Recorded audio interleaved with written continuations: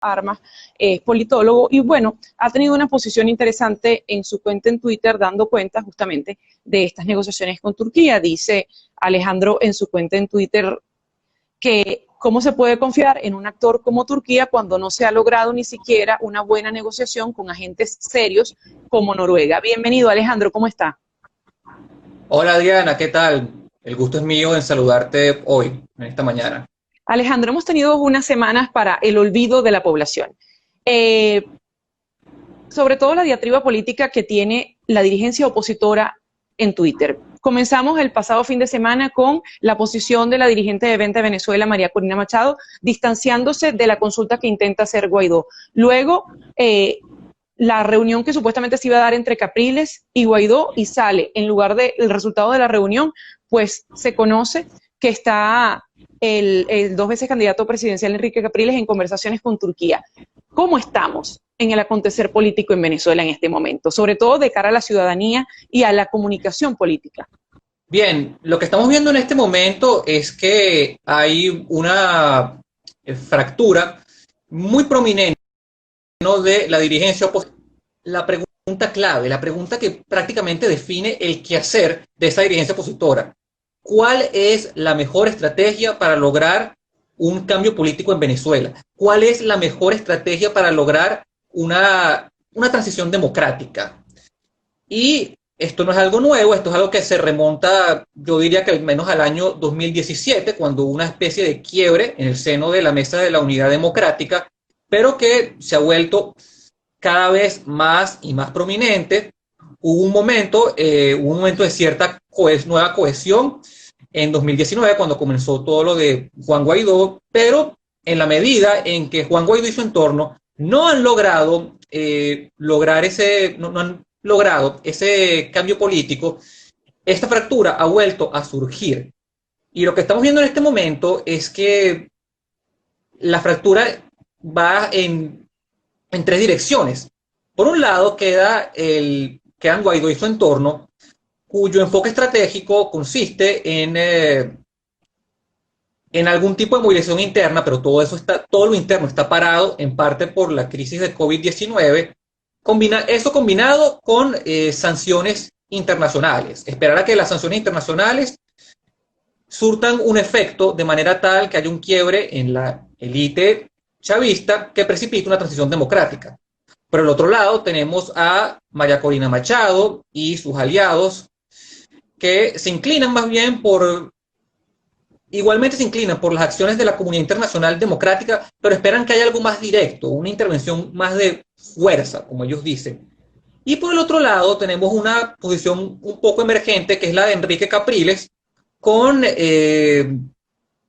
que ha tendido más hacia el lado de las negociaciones, ha tendido más hacia negociar con el chavismo y al parecer está buscando cierto apoyo internacional para eso, de cara a las elecciones parlamentarias, por así llamarlas, si las podemos llamar así realmente, convocadas por el chavismo para diciembre de este año, aunque todavía, sinceramente, Capriles no ha terminado de aclarar si él va a participar, si él va de alguna forma a inscribir candidatos asociados con su persona, y esta fractura es lo que está permeando en las redes sociales hacia la ciudadanía. La gente lo está viendo, la gente está viendo todas las disputas entre estos tres grupos en redes sociales, y bueno, cada quien se está, por así decirlo, alineando con el grupo de su preferencia.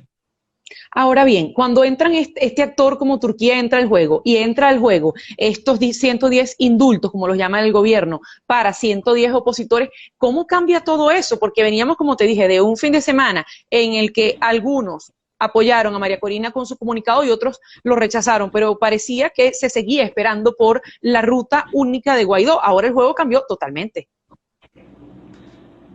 Sí, así es. Yo creo que esto que Enrique Capriles está haciendo, Capriles está tratando de presentarse ante la gente como el que va a estrancar el juego de la oposición. Dado que la estrategia de Guaidó no ha dado los resultados esperados, es decir, no ha producido el cambio político, no ha precipitado una transición democrática, Capriles está tratando de perfilarse como la persona que sí lo va a hacer. Y para hacerlo está básicamente retomando mecanismos que habían sido abandonados por la oposición bajo la dirección de Juan Guaidó, a saber, diálogo con el chavismo o con algún mediador entre el chavismo y la oposición y presuntamente, aunque repito, eso todavía no se ha terminado de aclarar, elecciones, participar en las elecciones convocadas para diciembre de este año. El papel de Turquía como mediador, bueno, yo sinceramente no creo que sea particularmente positivo, dado que Turquía ha sido en todo este tiempo un aliado fijo del régimen chavista. Turquía, el gobierno turco, el gobierno de Recep Tayyip Erdogan, que por cierto se está volviendo cada vez más autoritario, ha sido un aliado clave del chavismo, por ejemplo, eludiendo las sanciones de Estados Unidos, y también ha sido un socio comercial importante en todos estos negocios del arco minero y del oro. Entonces yo sinceramente no veo, me cuesta creer que Turquía haría de mediador con buenas intenciones en cualquier diálogo entre el chavismo y un factor opositor, sea Capriles, sea Guaidó o quien sea. Si el Vaticano y Noruega, que eran neutrales y tenían muy buenas intenciones, tratando de ser mediadores, no lograron que el chavismo hiciera concesiones significativas a la oposición, yo sinceramente no veo cómo Turquía lo va a hacer. En cuanto a la liberación o mejor dicho, la excarcelación de varios presos políticos y todo esto de los 110 indultos, yo creo que esto es algo que hemos visto antes, es el chavismo tratando de simular que tiene una actitud conciliadora, que está listo para dialogar y hace este tipo de concesiones. El detalle es que son concesiones que, sí, por supuesto, a todos nos alegra ver que los presos políticos salgan de la cárcel y que se reúnan con sus familias, pero eso no cambia el sistema político venezolano, no cambia las reglas del juego electoral que están absolutamente viciadas para favorecer el chavismo. Es una concesión que puede hacerlo uno sentir bien, pero que realmente no compromete el monopolio que el chavismo tiene sobre el poder en Venezuela. Ahora, Alejandro, si bien no compromete eso, la Unión Europea saluda y dice que es un buen paso para una elección democrática. ¿Está el gobierno de Maduro intentando comprar que la Unión Europea le avale el proceso? A mí me parece que sí. Entre más entre más estados y entes multilaterales como la Unión Europea vean lo que está pasando en Venezuela como algo legítimo, las elecciones y el sistema político en general, entre más se compren la idea de que Venezuela es una democracia y que hay Estado de Derecho y se respetan los derechos humanos y todo eso, mejor para el chavismo, porque eso es lo que le permite moverse y hacer negocios internacionales sin mayores obstáculos. Así que sí, yo creo que el chavismo está tratando de convencer sobre todo a la Unión Europea, a los países europeos que son los más, porque son los más inclinados a todas estas posturas conciliadoras y de diálogo y elecciones. El chavismo está tratando de dar a entender a la Unión Europea que ha habido cambios, que ellos están más dispuestos a aceptar convivir con la oposición, a tener un juego más justo, más limpio, con menos persecución política o con nada de persecución política. Creo que esa es la imagen que están tratando de transmitirle a la Unión Europea, dado que es más difícil que ese mensaje sea comprado por Estados Unidos. Ajá, y si tenemos esa Unión Europea que puede ser seducida por ese manto de democracia que quiere mostrar Maduro o esas, entre comillas, concesiones, ¿podría venir la Unión Europea a ser observador? Yo creo que es un poco temprano para saber eso. Yo creo que no va a bastar con que el chavismo excarcele a presos políticos y ofrezca, si se quieren, 1000 indultos más. No creo que eso baste para persuadir del todo a los europeos de que, ajá, ok, ya, de pronto ya todo está excelente en Venezuela, todo ha mejorado y podemos certificar que lo que va a pasar en diciembre va a ser un proceso justo, libre, transparente, democrático, etcétera, etcétera. Yo creo que tendría que ocurrir muchas más cosas para que los europeos se presten para eso. Por Creo ejemplo, la que participación de Capriles, que es una fuerza importante, 2 veces candidato presidencial, y no se le puede tildar como a otros de alacrán, ¿puede ser un paso importante? probablemente sí, pero también yo creo que tendríamos que ver algún tipo de mejora en las condiciones electorales de lo que está pautado para diciembre en comparación con procesos anteriores como lo que hubo en 2018 entre Nicolás Maduro y Henry Falcón, por ejemplo.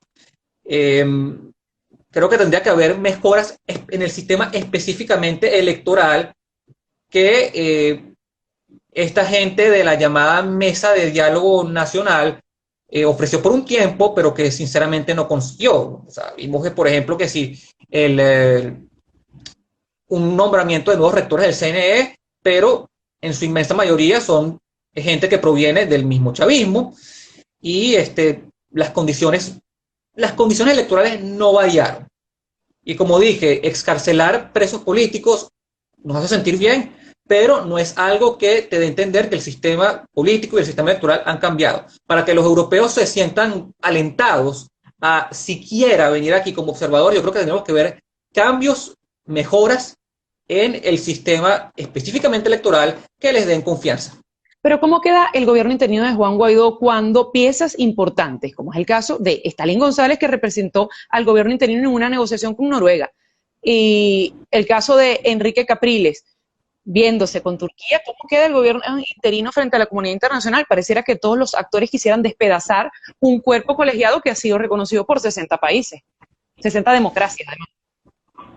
Sí, en efecto, Adriana, esto que está pasando perjudica al, a la figura del gobierno interino encabezado por Juan Guaidó, porque fractura su base de apoyo interno y también pudiera estar fracturando su base de apoyo externo. Porque si tú tienes a Guaidó y a su entorno diciendo, no, no vamos a participar en ese proceso porque estamos convencidos de que no hay las condiciones para eso. Pero por el otro lado, tienes a Enrique Capriles y quizá a otros elementos como Stalin González diciendo que sí hay que participar, asumiendo que lo van a hacer porque todavía no han terminado de asumir eso, pero vamos a asumir que lo van a hacer. Eso, por un lado, te va a fracturar la base de la oposición. Va a haber gente que va a confiar en lo que le digan Capriles y compañía y van a participar y se van a distanciar, por lo tanto, de las acciones que convoque Juan Guaidó, asumiendo que, por ejemplo, digan, no vamos a participar, sino que vamos a llamar a algún tipo de protesta, movilización interna. Ese día, pues bueno, va a haber menos gente que va a participar en eso. Y lo mismo pasa con las fuentes de apoyo externa. Si los países europeos se decantan por lo que está planteando de forma rupturista con Juan Guaidó, Enrique Capriles, si se decantan por eso, pues Guaidó va a tener una mayor fuente de apoyo internacional. Su fuente de apoyo internacional se va a reducir a Estados Unidos y quizá a algunos países latinoamericanos. Y por supuesto, el apoyo de Estados Unidos es muy, muy importante. Yo diría que de todos los socios internacionales de la causa democrática venezolana, ninguno es tan importante e influyente como Estados Unidos, porque es el que tiene más poder para presionar.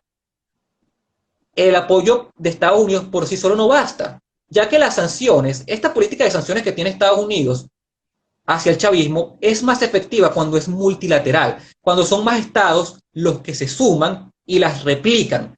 Si eso no ocurre, esas sanciones pierden efectividad, porque lo que el chavismo no puede hacer con el sistema financiero estadounidense, lo puede hacer de pronto con el europeo, asumiendo que las sanciones europeas que ya están sobre el chavismo sean retiradas para dar el beneficio de la duda de una negociación. Así que, en resumen, sí, todo esto perjudica a Juan Guaidó y yo creo que perjudica a la causa opositora en general, porque todo termina partido en sectores, cada uno con su respectivo apoyo, que no es suficiente para generar un cambio político.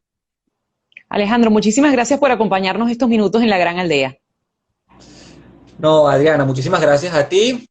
De verdad ha sido un placer y un honor compartir con ustedes en la Gran Aldea que acaban de cumplir un año y yo estoy convencido de que son de los medios digitales que han surgido en Venezuela recientemente, ustedes son unos de los que están haciendo mejores trabajos, de verdad. Así que ha Un sido, millón de como dije, gracias por un ese honor. comentario. Muchísimas gracias a Alejandro Armas, analista político, dando cuenta de esta situación en este momento de tanta fractura opositora.